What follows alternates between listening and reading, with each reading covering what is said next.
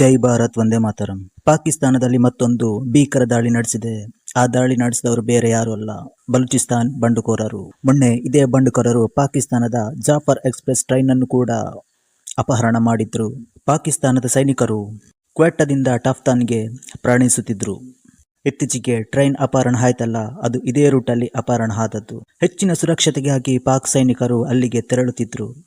ಆ ಬೆಂಗಾವಲ್ ವಾಹನದ ಮೇಲೆ ಬಲೂಚಿಸ್ತಾನಿಗಳು ದಾಳಿ ನಡೆಸಿದ್ದಾರೆ. ಸುಮಾರು 100ಕ್ಕಿಂತ ಹೆಚ್ಚಿನ ಸೈನಿಕರು ಹತರಾಗಿದ್ದಾರೆ. ಬಲೂಚಿಸ್ತಾನಗಳ ಉದ್ದೇಶ ಒಂದೇ, ಅವರು ಸ್ವಾತಂತ್ರ್ಯ ರಾಷ್ಟ್ರವನ್ನು ಬಯಸುತ್ತಿದ್ದಾರೆ. ಆದರೆ ಇದಕ್ಕೆ ಪಾಕಿಸ್ತಾನ ಅವಕಾಶ ಕೊಡ್ತಾ ಇಲ್ಲ. ಈ ಬಲೂಚಿಸ್ತಾನ ಬಂಡುಕೋರರು ಯಾರೆಲ್ಲ ಇದ್ದಾರೆ, ಅವರ ಮೇಲೆ ಈ ಪಾಕಿಸ್ತಾನ ಕ್ರಮ ಕೈಗೊಳ್ಳುತ್ತಿದೆ. ಇನ್ನು ಪಾಕಿಸ್ತಾನದ ಒಳಗೆ ಚೀನಿಯರನ್ನು ಕೂಡ ಇವರು ದ್ವೇಷಿಸುತ್ತಿದ್ದಾರೆ. ಪಾಕಿಸ್ತಾನ ಹಾಗೂ ಚೀನಾ ಜಂಟಿಯಾಗಿ ಒಂದು ಕಾರ್ಯಕ್ರಮ ಯೋಜನೆ ನಡೆಸುತ್ತಿರುವ ಈ CPACಗೂ ಕೂಡ ಈ ಬಲೂಚಿಸ್ತಾನಿಗಳು ದಾಳಿ ನಡೆಸುತ್ತಿದ್ದಾರೆ. ಭಾರತ ತಂಡ ಈ ಭದ್ರತೆ ಕಾರಣದಿಂದಾಗಿ ಪಾಕಿಸ್ತಾನದಲ್ಲಿ ಚಾಂಪಿಯನ್ ಟ್ರೋಫಿ ಆಡಲು ತೆರಳಲಿಲ್ಲ. ಇಂತಹ ಘಟನೆಗಳನ್ನು ನೋಡಿದಾಗ ಭಾರತ ಸರಿಯಾದ ನಿರ್ಧಾರವನ್ನು ತೆಗೆದುಕೊಂಡಿದೆ ಅಂತಲೇ ಹೇಳಬಹುದು.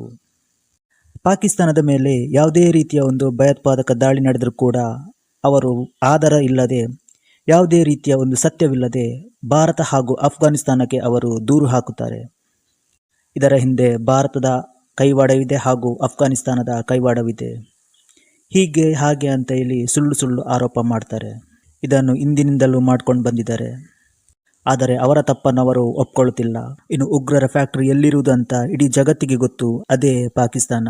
ಇನ್ನು ಅವರ ಆರೋಪಗಳಿಗೂ ಕೂಡ ಭಾರತ ಸರಿಯಾದ ಉತ್ತರವನ್ನೇ ಕೊಡ್ತಾ ಬಂದಿದೆ. ನಿಮ್ಮ ಆರೋಪಗಳಲ್ಲಿ ಸತ್ಯಾಂಶವಿಲ್ಲ, ಯಾವುದೇ ರೀತಿಯ ಆಧಾರವಿಲ್ಲ, ನಿಮ್ಮ ಈ ಹೇಳಿಕೆಗಳನ್ನು ನಾವು ತಿರಸ್ಕರಿಸುತ್ತೇವಂತ ಭಾರತ ಅವರ ಮುಖಕ್ಕೆ ಬಡ್ದಾಗೆ ಉತ್ತರ ಕೊಡ್ತಾ ಬಂದಿದೆ. ಈ ಬಲೂಚಿಸ್ತಾನ ಪ್ರದೇಶವೇನಿದೆ, ಇದೊಂದು ಸಂಪತ್ಭರಿತವಾದ ಪ್ರದೇಶ. ಇಲ್ಲಿ ಚಿನ್ನದ ನಿಕ್ಷೇಪ, ಕಬ್ಬಿಣದ ಅದಿರುಗಳು, ಹೀಗೆ ಕೆಲವೊಂದು ಬೆಳೆ ಬಾಳುವ ಪ್ರದೇಶವಾಗಿದೆ. ಈ ಬಲೂಚಿಸ್ತಾನ ಪ್ರದೇಶವನ್ನು ಮೊಹಮ್ಮದ್ ಜಿನ್ನಾ ಅವರು ಒತ್ತಾಯಪೂರ್ವಕವಾಗಿ ಪಾಕಿಸ್ತಾನಕ್ಕೆ ಸೇರಿಸಿದ್ರು. ಈ ನಿರ್ಧಾರಕ್ಕೆ ಅಲ್ಲಿನ ಜನರ ಒಪ್ಪಿಗೆ ಕೂಡ ಇರಲಿಲ್ಲ. ಅವರನ್ನು ಮಾತ್ರ ಪಾಕಿಸ್ತಾನದ ಸೇನೆ ಹದ್ದು ಬಸ್ಸಿನಲ್ಲಿ ಇಡ್ತಿತ್ತು. ಒಂದು ಏನೇ ಸಪರೇಟ್ ರಾಷ್ಟ್ರಕ್ಕಾಗಿ ಪ್ರತಿಭಟನೆ ನಡೆಸಿದ್ರು ಕೂಡ ಅವರನ್ನು ಹತ್ತಿಕ್ಕುತ್ತಿದ್ರು. ಈ ಘರ್ಷಣೆ ಏನಿದೆ ಅಂದಿನಿಂದಲೂ ಇಂದಿನವರೆಗೆ ನಡೀತಲೇ ಬಂದಿದೆ. ಈ ಬಲೂಚಿಸ್ತಾನ್ ಲಿಬರೇಷನ್ ಆರ್ಮಿ ಜೊತೆ ಕೂಡ ಒಂದು ಹೈಟೆಕ್ ವೆಪನ್ಗಳಿವೆ. ಅದರಿಂದ ಪಾಕಿಸ್ತಾನದ ಸೈನಿಕರನ್ನು ಹೊಡೆದುರುಳಿಸುತ್ತಿದ್ದಾರೆ. ಅಷ್ಟು ಮಾತ್ರ ಅಲ್ಲ, ಅವರ ಬಳಿಯೂ ಒಂದು ಆತ್ಮಾಹುತಿ ದಾಳಿಕೋರರು ಕೂಡ ಇದ್ದಾರೆ. ಯಾವಾಗ, ಎಲ್ಲಿ, ಹೇಗೆ, ಯಾವ ಸಂದರ್ಭದಲ್ಲಿ ಅವರು ಬ್ಲಾಸ್ಟ್ ಮಾಡ್ತಾರೆ ಅಂತ ಹೇಳಿಕ್ಕಾಗಲ್ಲ. ಈಗಲೂ ಅದೇ ಆಗಿದೆ. ಈ ಪಾಕಿಸ್ತಾನದ ಸರ್ಕಾರಕ್ಕೆ ಮೇಲಿಂದ ಮೇಲೆ ಹೊಡೆತ ಕೊಡ್ತಾ ಬಂದಿದ್ದಾರೆ. ಈ ಬಲೂಚಿಸ್ತಾನ ಬಂಡುಕೋರರು ಕೂಡ ಬೇರೆ ಉಗ್ರರ ಜೊತೆಗೂ ಕೂಡ ಒಂದು ಟೈಅಪ್ ಆಗಿದ್ದಾರೆ. ಹೀಗಾಗಿ ಅವರನ್ನು ಮಣಿಸುವುದು ಅಷ್ಟು ಸುಲಭದ ಮಾತಲ್ಲ.